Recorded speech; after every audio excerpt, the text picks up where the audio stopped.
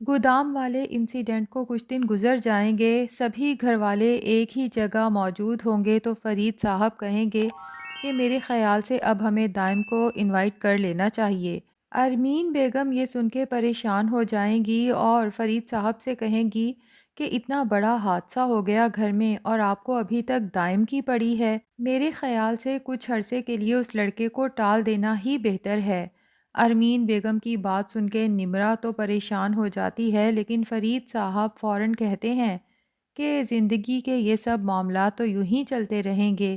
میرا خیال ہے کہ ہمیں اس معاملے کو زیادہ لٹکانا نہیں چاہیے۔ ویسے بھی پولیس انویسٹیگیشن کر رہی ہے، بہت جلد پتہ چل جائے گا کہ گودام میں یہ آگ کس نے لگوائی۔ اور ناظرین، ہو سکتا ہے کہ فرید صاحب کہیں کہ گودام کی آلریڈی انشورنس ہو چکی تھی تو نقصان سارا ریکور ہو جائے گا۔ بہرحال ارمین بیگم پریشان ہو جائیں گی کہ کیا فائدہ ہوا اتنا بڑا کھیل کھیلنے کا، دائم سے تو کیا ہی جان چھڑوانی تھی۔ میں خود بہت بری پھنس چکی ہوں، کیونکہ جس دن فرید صاحب اور حمزہ کو پتہ چلا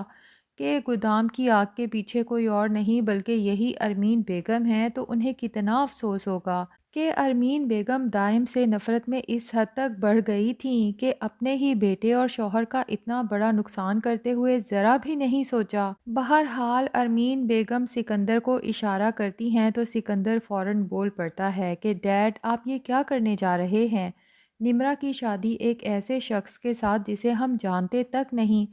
جس پہ فرید صاحب مسکراتے ہوئے کہتے ہیں کہ اسی لیے تو اسے گھر پہ بلایا ہے تاکہ اسے جان سکیں، پرکھ سکیں۔ تو ارمین بیگم فوراً تڑپ کے بولتی ہیں کہ آپ بھی کمال کرتے ہیں، آپ کو کچھ اندازہ ہے کہ اس لڑکے کے ماں باپ بھی نہیں ہیں اور آگے پیچھے کوئی بھی نہیں ہے۔ میں نے اپنے گھر میں یتیم خانہ نہیں کھولنا۔ انڈائریکٹلی وہ علیزے کو بھی سنا دیتی ہیں، کیونکہ علیزے کے بھی تو آگے پیچھے کوئی نہیں۔ علیزے بھی چپ نہیں رہتی، فوراً اپنی ساس سے کہتی ہے کہ آنٹی، میرا مشورہ تو یہی ہے کہ رشتوں کو دولت کے ترازو میں تولنا چھوڑ دیں۔ اور یہاں پر نمرہ بھی فوراً بول اٹھے گی کہ اگر کلاس ڈیفرنس اتنا ہی میٹر کرتا تو علیزے بھابھی اور حمزہ بھائی اتنے خوش نہ ہوتے۔ اور دوسری طرف دیکھا جائے تو سکندر بھائی اور عریشہ کی کلاس تو سیم تھی، لیکن ان کا رشتہ آپ کے سامنے ہے۔ اب تو ارمین بیگم اور سکندر دونوں ہی لاجواب ہو جاتے ہیں، جبکہ ارمین بیگم سب کی غیر موجودگی میں سکندر سے کہتی ہیں کہ اسی لیے میں تمہیں کہتی تھی کہ عریشہ کو جیسے کیسے منا کے گھر لے آؤ، ورنہ اسی طرح کی باتیں سننا پڑیں گی۔ اور دوسرا یہ کہ تمہارے ڈوبتے ہوئے کاروبار کو بچانے کے لیے عریشہ کا ساتھ بہت ضروری ہے،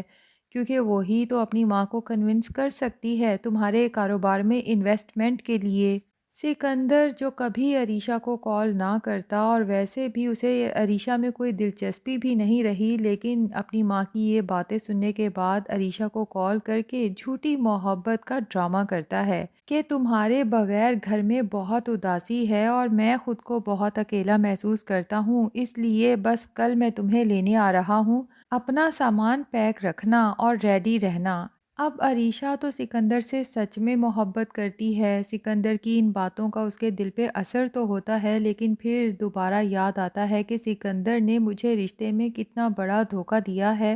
تو اسے کہتی ہے کہ اور اس انوشے کا کیا؟ سکندر تو پیچ و تاب کھاتے ہوئے عریشہ سے کہتا ہے کہ میں تمہیں کتنی بار بتا چکا ہوں کہ میرا انوشے سے کوئی رابطہ نہیں ہے۔ عریشہ کال بند کرتی ہے تو اس کی ماں پوچھ لیتی ہے کہ تم پریشان کیوں ہو، جس پہ عریشہ کہتی ہے کہ کل سکندر مجھے لینے آ رہا ہے، لیکن عریشہ کی ماں کہتی ہے کہ اب میں کبھی بھی اس شخص کے ساتھ تمہیں واپس نہیں بھیجوں گی، بلکہ اس کے ساتھ تمہارا رشتہ ختم کرا کے کسی بہتر انسان کے ساتھ تمہاری شادی کرواؤں گی۔ کتنے ہی بڑے بڑے خاندانوں کے بہترین لڑکے تم سے شادی کے خواہش مند تھے اور تم نے اپنے لیے چنا تو کسے؟ اس سکندر جیسے انسان کو۔ اس سے تو بہتر تھا کہ تم اپنے لیے حمزہ کا انتخاب کرتی۔ دیکھا ہے نا وہ اپنی بیوی کی کتنی عزت کرتا ہے اور اس کے ساتھ کتنا مخلص ہے۔ عریشہ بھی سوچنے پہ مجبور ہو جاتی ہے کہ واقعی علیزے جس کے آگے پیچھے کوئی بھی نہیں، اس کے باوجود اس کا شوہر اسے اتنی اہمیت دیتا ہے، اور میں جو اتنے بڑے خاندان سے تعلق رکھتی ہوں لیکن سکندر نے کبھی مجھے اہمیت ہی نہیں دی۔ عریشہ اس بار سکندر کو چھوڑنے کا فیصلہ کر لے گی اور دوسری طرف سکندر کا بزنس بھی بری طرح سے ڈوبنے والا ہے کیونکہ فریحہ کا بھائی اصفر، جس کے بارے میں حمزہ اور فرید صاحب نے سکندر کو سمجھایا بھی تھا کہ اس کے ساتھ کاروبار نہ کرو، وہ بندہ ٹھیک نہیں ہے،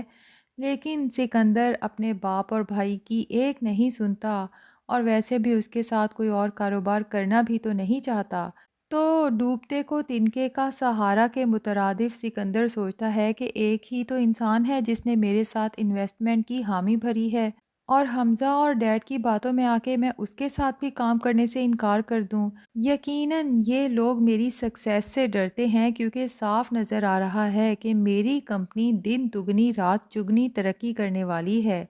لیکن سکندر ہوائی قلعے بناتا ہی رہ جائے گا اور اصفر اپنا کام کر جائے گا، سکندر کو پائی پائی کا محتاج کر دے گا، اور اس کے بعد جا کے سکندر کو احساس ہوگا کہ اپنے بھائی اور باپ کی بات نہ مان کے بلکہ ان سے بزنس ہی الگ کر کے سکندر خود اپنے پاؤں پہ کلہاڑی مار چکا ہے۔ دوسری طرف اصفر کی بہن فریحہ، ہر وقت غصے میں رہنے والی لڑکی، اب مکمل خاموش ہو جائے گی اور ڈپریشن کا شکار ہو جائے گی۔